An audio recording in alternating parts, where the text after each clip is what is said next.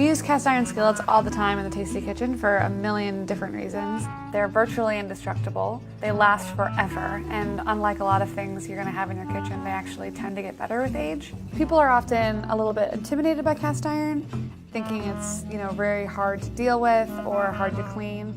It's actually really easy, you just have to know what you're looking for.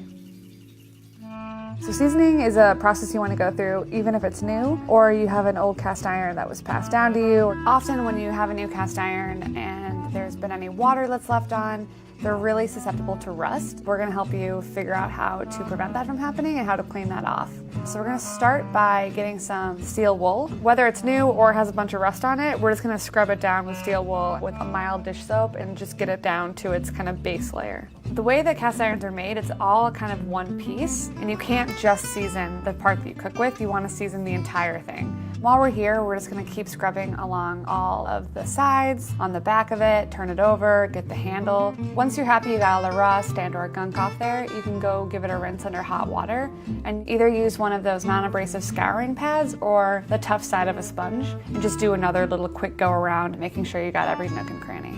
A good rule to remember whenever you're dealing with cast iron is water will make it rust. We always want to get it as dry as possible before we store or move on to the next step. So because of that, you're going to dry it off with a towel and then you're going to put it onto your stove and turn it on and let all of that excess water, any extra moisture, boil off.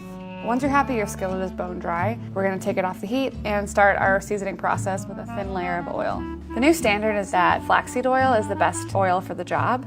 It actually dries the hardest and creates the best non-stick, longest lasting seasoning. The only downfall is it is pretty expensive. And if you don't want to spend that much money, or frankly you just don't have it in your pantry, canola oil will work just fine. So once we have this thin layer of oil all over the skillet, we're actually going to do our best to wipe it all off.